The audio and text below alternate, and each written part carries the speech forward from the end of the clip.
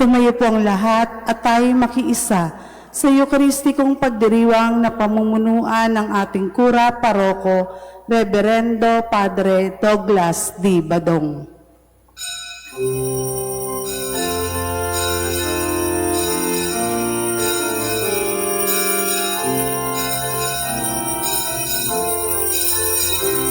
Pagpuri kayo sa Panginoong Diyos, lahat ng santinakpan. Magsiawit kayo at siya'y pagdangal magpakailanman.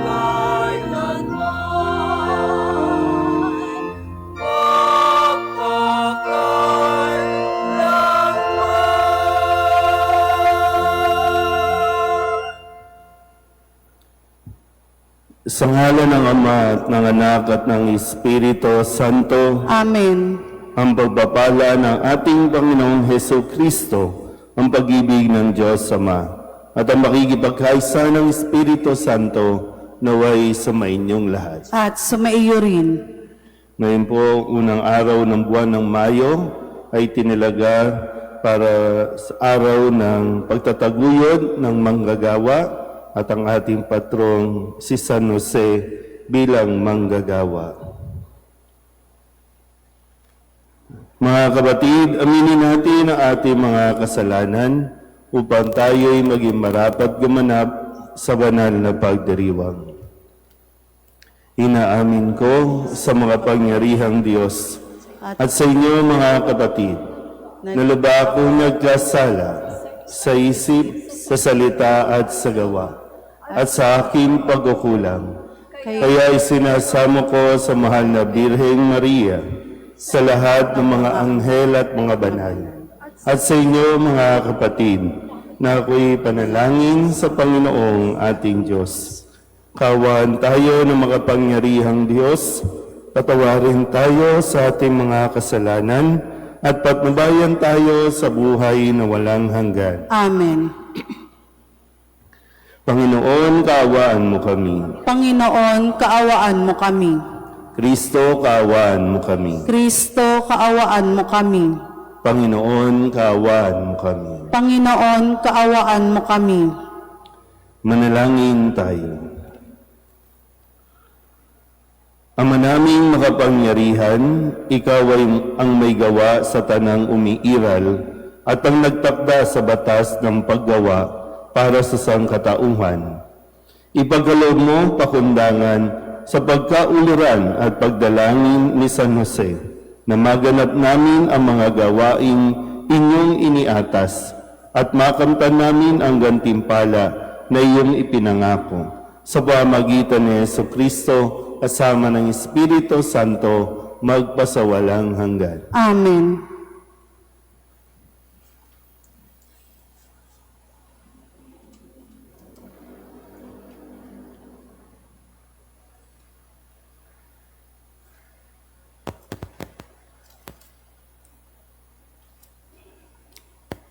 Pagbasa mula sa aklat ng Henesis. Sinabi ng Diyos, "Ngayon, dalangin natin ang tao, ating gagawin siyang kalarawan natin. Siya ang mamamahala sa mga isda, mga ibon, at lahat ng hayop, maging maamo o mailap, malaki o maliit." Nilalangan ng Diyos ang tao ayon sa kanyang larawan. Lumalang siya ng isang lalaki at isang babae, at sila'y pinagpala. Wika niya, "Magpakarami kayo at punuin ng inyong mga supling ang buong daigdig at pamahalaan ito. Bibigyan ko kayo ng kapangyarihan sa mga isda, sa mga ibon, at sa lahat ng maiilap na hayop, maging malalaki o maliit.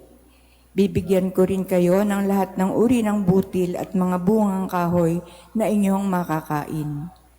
Ang lahat ng halamang luntian ay ibibigay ko naman sa maiilap na hayop, malaki man o maliit, at sa lahat ng mga ibon."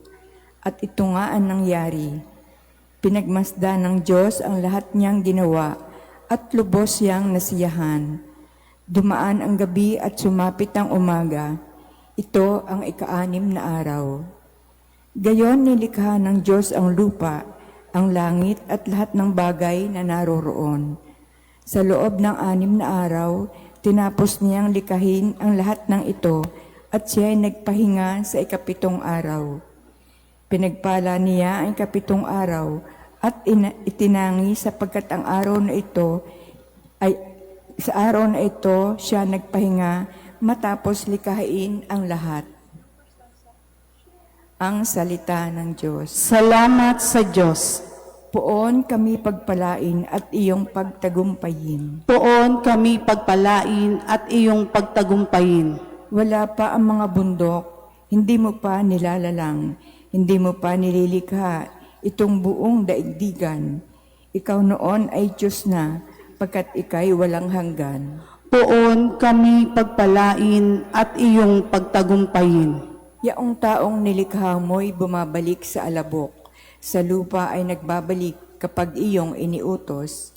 Ang 1,000 mga taon ay para bang isang araw, sa mata mo, Panginoon, isang kisap mata lamang, isang saglit sa magdamag na ito ay dumaraan. Poon kami pagpalain at iyong pagtagumpayin. Yamang itong buhay namin maikli lang na panahon, itanim sa isip namin upang kami ay dumunong.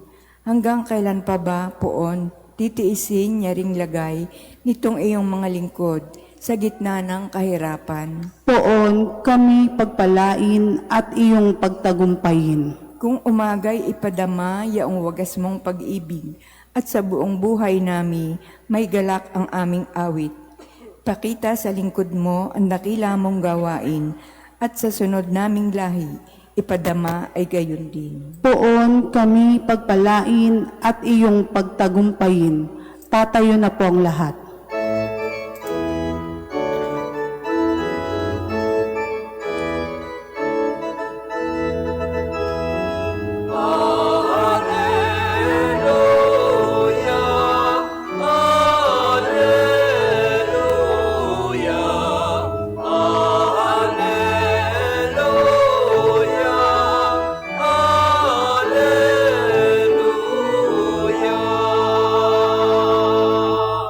Manunubos naming mahal, salamat sa iyong patnubay at paglingap araw-araw.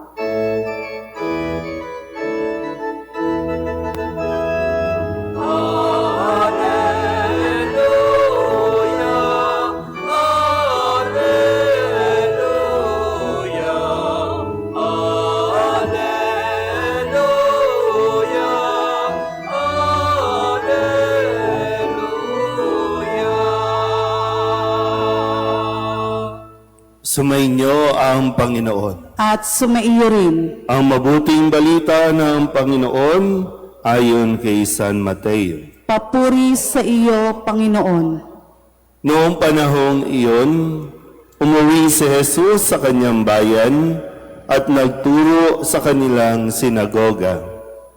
Nagtaka ang mga nakarinig sa kanya.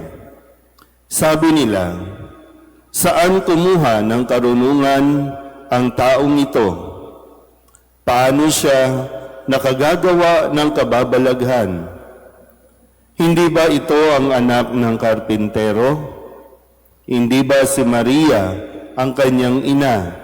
At sina Santiago, Jose, Simon at Judas ang kanyang mga kapatid na lalaki? At dito nakatira ang kanyang mga kapatid na babae? Hindi ba? Saan niya natutunan ang lahat ng ito? At ayaw nilang kilanin siya. Kaya't sinabi ni Jesus sa kanila, ang propeta'y iginagalang kahit saan, liban sa kanyang sariling bayan at sa kanyang sariling sambahayan. At dahil sa di nila pagsampalataya, hindi siya gumawa roon ng maraming kababalaghan. Ang mabuting balita ng Panginoon. Pinupuri ka namin, Panginoong Hesukristo. Isang magandang umaga po sa inyong lahat. Ngayon po ay Biyernes, bagamat tayo po ay nasa ika-4 na linggo ng Pasko ng Pagkabuhay ngayong araw na ito din ang pagsisimula ng ating Flores de Mayo. No? Kaya naririto na sa ating harapan ang imahin na gagamitin para sa pag-aalay ng mga bulaklak, no? Sa mga batang titipunin mamaya. Kaya kung sinong gustong mag-sponsor ng bulaklak at pamerienda para sa mga bata na ikakatikais, ay punta lang po kayo sa opisina. No? At ngayon ay sa pandaigdigang pagdiriwang, no? Labor Day, araw ng mga manggagawa, na itinatalaga ang araw na ito para sa lahat ng manggagawa na sila po ay parangalan, sila ay bigyan ng pansin, sila ay pasalamatan sa kanila pong paggawa o pagtatrabaho. At ang simbahan naman ay ibinigay si San Jose bilang patron ng lahat ng manggagawa. Kaya nga sabi sa ating Ebanghelyo, si Jesus ay napakahusay kahit na siya ay anak lamang ng isang karpintero. Minamaliit, pero hindi ito naging hadlang kay Jesus para makagawa siya ng hindi kayang gawin ng iba. Yung na dito ay patuloy na kini-question si Jesus kung kaya nahirapan silang tanggapin at kilalanin siya. Pero magandang mapagnilayan natin na sa lahat po ng mga nagtatrabaho, meron pa ba dito? Sa lahat ng mga nagtatrabaho, sa lahat ng manggagawa, deserve ninyo ang magpahinga. Sa mga hindi nagtatrabaho, tama na ang pahinga. Masyado nang matagal, di ba? Kaya nga nagkakaroon tayo ng issue ngayon tungkol sa mga ayuda, tungkol sa mga 4Ps. Hindi tayo against, sa pagtulong sa mga mahihirap nating kababayan, pero baka ang mga 4Ps at mga ayuda ay parang lalong tinatanggalan ng dangal ang isang tao. Kasi sa unang pagbasa, ibinili ng Diyos, matapos niyang likhain ang lahat ng bagay, matapos siyang gumawa, ibinilin sa tao ang pangangalaga na ibig sabihin, magtrabaho ka, gumawa ka, at pagkatapos niyan, magpahinga ka. Kaya lang ngayon parang, di ba, minsan ginagamit natin na dala ng kahirapan, walang magpapahinga. Lunes at kahit Linggo, magtatrabaho.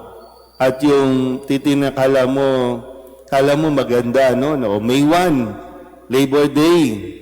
Wala dapat magtatrabaho, pero may magtatrabaho kasi nga, sasabihin natin na, double pay ngayon, holiday. Pero kung sa isang banda, titingnan mo, hindi ba pang-aalipin naman yan para sa mga manggagawa na pinagtatrabaho pa na dapat pinagpapahinga? Pero yun nga lang, seemingly, may kita tayo sa araw na ito. Yan lang yung mga business-minded, sayang ang araw na ito. Huwag kayong mapapahinga kasi maraming tao ang darating. Holiday. Maraming pupunta sa mall, maraming pupunta sa pasyalan. Kaya yung iba, imbis na pinagpapahinga, pinagtatrabaho. Pero tandaan niyo po, kasi ako din naman, naranasan ko po magtrabaho ng 10 taon. Meron din kasi namang yung sense of fulfillment na pag nagtrabaho ka, kikita ka, yung bang kada kinsenas katapusan, may kita mo yung pinaghirapan mo. Di ba, mahahawakan mo, tapos mabibili mo kung anong gusto mong kainin, kung anong gusto mo na mga bagay sa mundong ito, kasi deserve mo naman dahil nagtrabaho ka. Kahit anong trabaho. Sana po, katulad ng dito na binabanggit sa Ebanghelyo, sana po mabigyan nyo rin ng dangal ang inyong pagtatrabaho. Wala ito sa kung ano ang posisyon o kung ano ang titulo. Ngayon kasi, para bang pag sinabing alam niyo, minsan nasa mindset lang talaga eh, no? Kasi sabi, karpintero lang. Eh, di ba, sa mayayaman, ano ang karpintero? Di ba, artist? Oh, anong problema?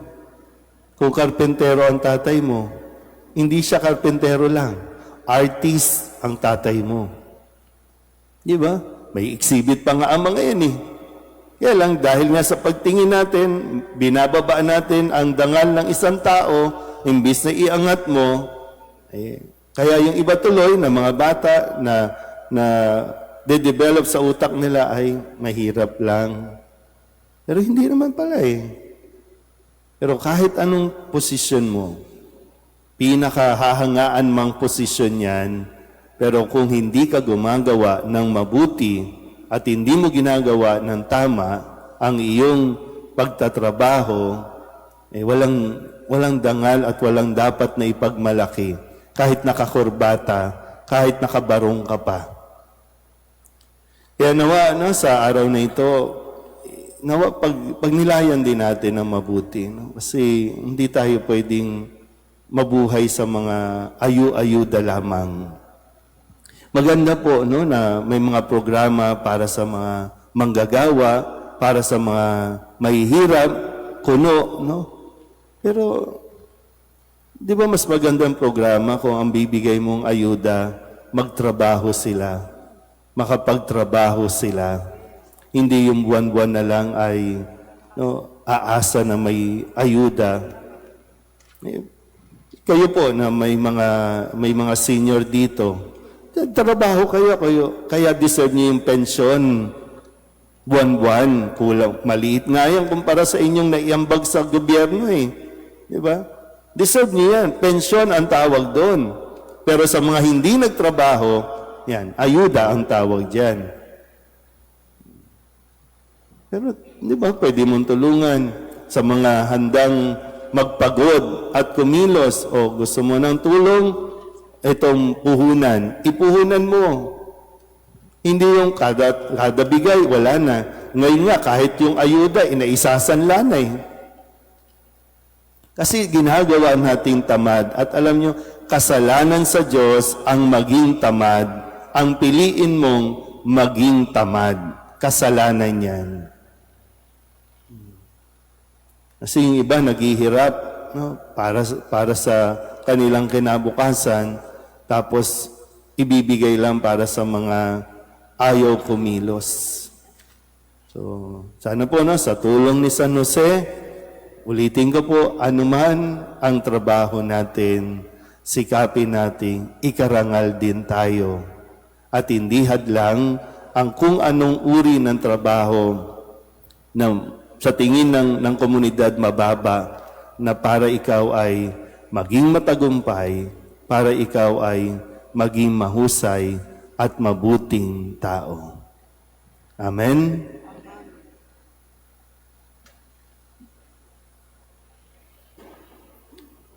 Manalangin tayo kay San Jose para sa lahat ng ating mga pangangailangan. Ang ating pong itutugon, paramihin mo ang bunga ng aming mga gawa, Panginoon. Paramihin mo ang bunga ng aming mga gawa, Panginoon. Ang simbahan naway magpatuloy sa pagpapahayag ng mga kahalagahan ng katarungan bilang susi sa ating kapayapaan. Manalangin tayo sa Panginoon. Paramihin mo ang bunga ng aming mga gawa, Panginoon. Ang mga pinuno ng pamahalaan at mga ekonomista naway magsikap para sa makatarungang pamamahagi ng mga yaman at magtaguyod ng dangal ng lahat ng tao. Manalangin tayo sa Panginoon. Paramihin mo ang bunga ng aming mga gawa, Panginoon. Ang mga negosyante naway gamitin ang kanilang mga pangkabuhayang interes para sa paglilingkod sa lahat. Manalangin tayo sa Panginoon. Paramihin mo ang bunga ng aming mga gawa, Panginoon. Ang mga dukha at mga walang hanap buhay naway makatagpo ng marangal na paraan na ikabubuhay. Manalangin tayo sa Panginoon. Paramihin mo ang bunga ng aming mga gawa, Panginoon. Ang mga yumaong naghirap sa paggawa noong sila ay nabubuhay parito sa lupa, naway makatanggap ng kanilang gantimpala sa kabilang buhay. Manalangin tayo sa Panginoon. Paramihin mo ang bunga ng aming mga gawa, Panginoon. Upang mamayani ang kapayapaan sa gitnang silangan at sa buong mundo, at ipag-adyanawa ang sangkatauhan sa karahasan, kasakiman at pang-aabuso ng kapangyarihan na nagdudulot ng paghihirap at kamatayan sa marami. Manalangin tayo sa Panginoon. Paramihin mo ang bunga ng aming mga gawa, Panginoon. Upang ang lahat ng mga nagdurusa dahil sa kalukpitan ng digmaan ay daglian ng makaranas ng kapayapaan at mabuhay ng may kapanatagan at kalayaan. Manalangin tayo sa Panginoon. Paramihin mo ang bunga ng aming mga gawa, Panginoon. Idulog din natin sa Panginoon ang ating mga personal na kahilingan at mga panalangin para sa ating mga pamilya, kasama din ang mga kahilingan ng mga nanonood sa online. Lahat ng mga misang pasasalamat, special na intensyon, agarang paggaling ng mga may sakit at mga kaluluwa na inihiling na ipagdasal sa misang ito. Ang lahat ng ito inihiling namin sa ngalan ni Kristo ang aming Panginoon. Amen.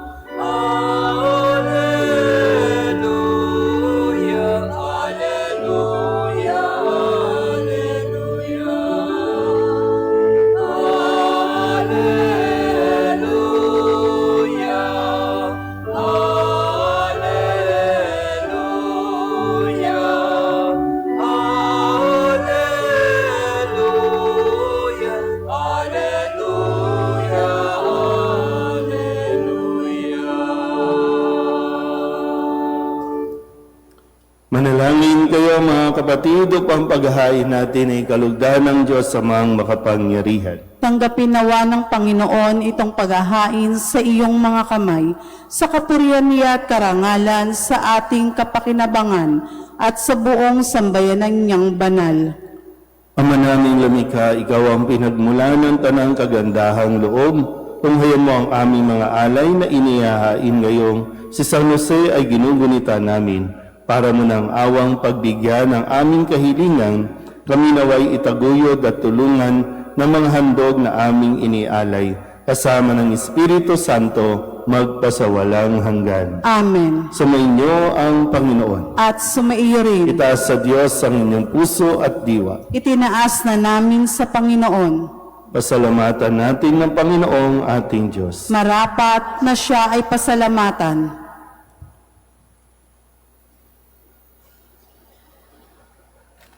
Ama naming makapangyarihan, tunay ngang marapat na ikaw ay aming pasalamatan. Ngayong pinagdiriwang San Jose manggagawa, nilob mong magpakasal kay Mariang Birheng Mahal, si San Jose maaasahan sa pananagutan upang may amang lumingap sa angkang kinabibilangan ng iyong anak. Sa kapangyarihan ng Espiritong Banal, isinilang ni Maria ang anak mong minamahal, at para sa kanila, si San Jose naghanap buhay. Kaya kaysa ng mga anghel na nagsisiawit ng papuri sa iyo nang walang humpay sa kalangitan, kami nagbubunyi sa iyong kadakilaan.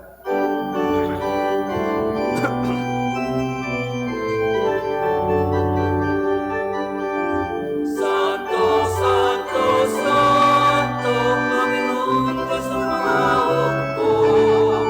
Napupuno ang langit at lupa ng kadakilaan mo. Hosana, Hosana, Hosana,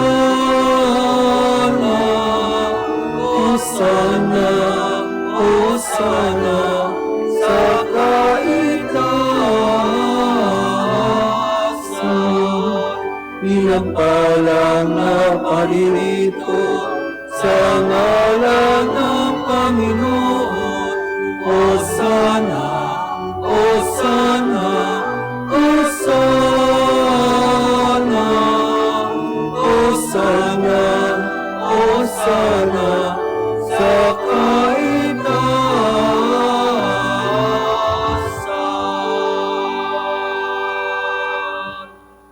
Ama naming banal, ikaw ang bukal ng tanang kabanalan, kaya't sa pamamagitan ng iyong Espiritu, gawin mong banal ang mga kaloob na ito upang para sa aming maging katawan at dugo ng aming Panginoong Heso Kristo. Bago niya pinagtisang kusang loob na maging handog, ginawakan niyang tinapay, inasalamatan kaniya, inaghati-hati niya iyon, iniabot sa kanyang mga alagad at sinabi,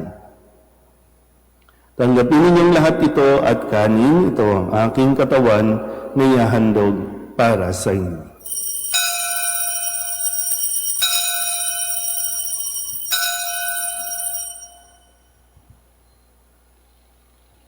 Ngayon din naman nung matapos ang hapunan, hinawakan niya ang kalis, muli kaniyang pinasalamatan, iniabot niya ang kalis sa kanyang mga alagad at sinabi, "Tanggapin ninyong lahat ito at tinumin. Ito ang kalis ng aking dugo ng bago at walang hanggang tipan. Ang aking dugo na ibubuhos para sa inyo at para sa lahat sa ikapagpapatawad ng mga kasalanan. Gawin ninyo ito sa pag-alaala sa akin."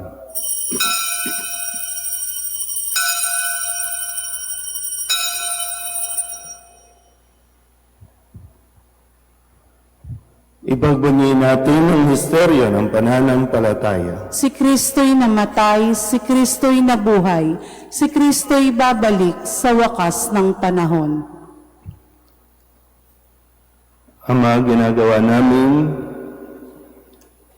ngayon ang pag-alaala sa pagkamatay at muling pagkabuhay ng iyong anak, kaya tiniaalay namin sa iyo ang tinapay na nagbibigay buhay at ang kalis na nagkakaloob ng kaligtasan.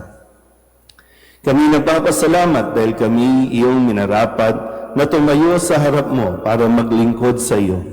Isinasamo namin kami magsasalo-salo sa katawan at dugo ng Kristo ay mabuklod sa pagkakaisa sa pamamagitan ng Espiritu Santo. Ama, lingapin mo ang iyong simbahang laganap sa buong daigdig. Puspusin mo kami sa pag-ibig, kaysa ni Leon na aming Papa, at ni Jose na aming Obispo at ng Tanang Kaparian. Alalahanin mo sina Carlo at Manolito na iyong tinawag mula sa daigdig na ito. Nung sila'y binyagan, sila'y nakaisa ni Kristo sa pagkamatay. Ngayon sila'y pumanaw, naway makaisa sila ni Kristo sa pagkabuhay. Alalahanin mo rin ang mga kapatid naming nahinlay na may pag-asang sila'y muling mabubuhay, gayon din ang lahat ng mga pumanaw. Kawaan mo sila at patuloyin sa iyong kaliwanagan. Kawaan mo at pagindapating kaming lahat na makasalo sa iyong buhay na walang wakas. Kaysa ng mahal na Birhen Maria na ina ng Diyos, ng kabiyak ng puso niyang si San Jose, kaysa ng mga apostol at ng lahat ng mga banal na namuhay dito sa daigdig ng kalugod-lugod sa iyo, may pagdiwang nawa namin ang pagpupuri sa ikararangal mo sa pamamagitan ng iyong anak na aming Panginoong Heso Kristo. Sa pamamagitan ni Kristo, kasama niya at sa Kanya, ang lahat ng parangal at papuri ay sa iyo, Diyos Amang makapangyarihan, kasama ng Espiritu Santo, magpasawalang hanggan.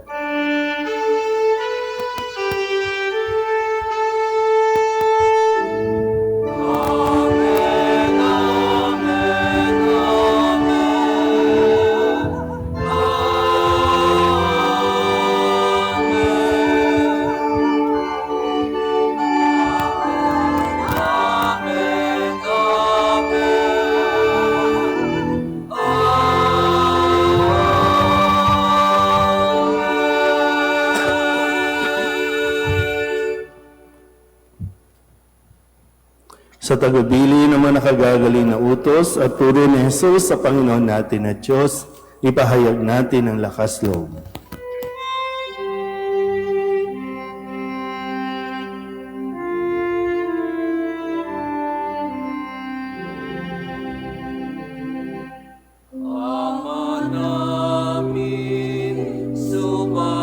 nasa langit ka, sambahin ang ngalan mo, mapasa amin ang kaharian mo, sundin ang loob mo, dito sa lupa para na sa langit. Bigyan mo kami ngayon ng aming kakanin sa araw-araw at patawarin mo kami sa aming mga sala para ng pagpapatawad namin sa nagkakasala sa amin, at huwag mo kaming ipahintulot sa tukso, at iadya mo kami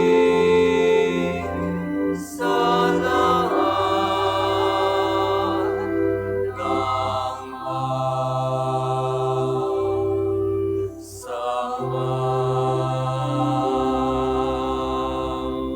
Hinihiling namin kami iadya sa lahat ng masama, pagkalooban ng kapayapaan araw-araw, iligtas sa kasalanan at ilayo sa lahat ng kapahamakan, samantalang aming pinananabikan ang dakilang araw ng pagpapahayag ng tagapagligtas namin sa Hesu Kristo. Sapagkat iyo ang kaharian at ang kapangyarihan at ang kapurihan, magpakailanman. Amen. Panginoong Hesu Kristo, sinabi mo sa iyong mga apostol, kapayapaan ang iniiwan ko sa inyo, ang aking kapayapaan ang binibigay ko sa inyo. Tunghayan mo ang aming pananampalataya at huwag ang aming mga pagkakasala. Pagkalooban mo kami ng kapayapaan at pagkakaisa ayon sa iyong kalooban, kasama ng Espiritu Santo, magpasawalang hanggan. Amen. Ang kapayapaan ng Panginoon ay laging sumainyo. At sumaiyo rin. Mabigayan po tayo ng kapayapaan sa isa't isa. Kordero ng Diyos na nag-aalis ng mga kasalanan ng sanlibutan, maawa ka sa amin. Kordero ng Diyos na nag-aalis ng mga kasalanan ng sanlibutan, maawa ka sa amin. Kordero ng Diyos na nag-aalis ng mga kasalanan ng sanlibutan, ipagkaloob mo sa amin ang kapayapaan. Ito ang kordero ng Diyos. Ito ang nag-aalis ng kasalanan ng sanlibutan. Mapalad ang mga inaanyayahan sa kanyang piging. Panginoon, hindi ako karapat-dapat na magpatuloy sa iyo, ngunit sa isang salita mo lamang ay gagaling na ako.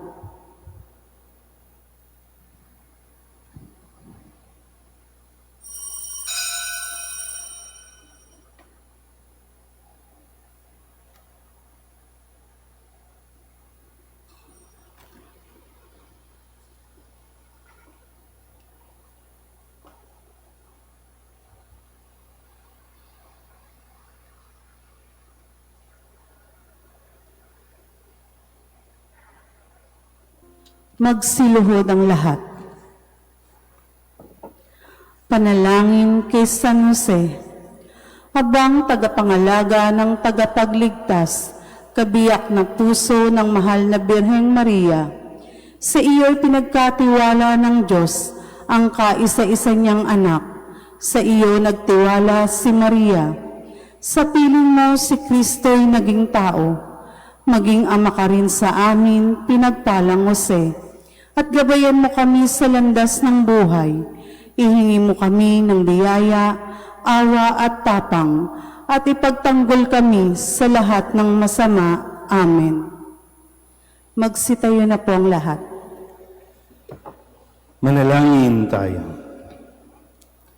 Ama naming mapagmahal, kaming iyong pinapagsalo sa banal na pakikinabang, ay tumanggap nawang lubusan ng bungang walang maliw na kapayapaan sa pagtataglay namin ng katibayan ng iyong pag-ibig sa aming kalooban ayon sa halimbawa ni San Jose at sa pamamagitan ni Jesucristo kasama ng Espiritu Santo magpasawalang hanggan. Amen. Sumainyo ang Panginoon At sumaiyo rin. at pagpalain kayo ng makapangyarihang Diyos, Ama at Anak, at Espiritu Santo. Amen. Tapos ang banal na misa, umayo tayo sa kapayapaan ni Kristo. Salamat sa Diyos. Magandang umaga.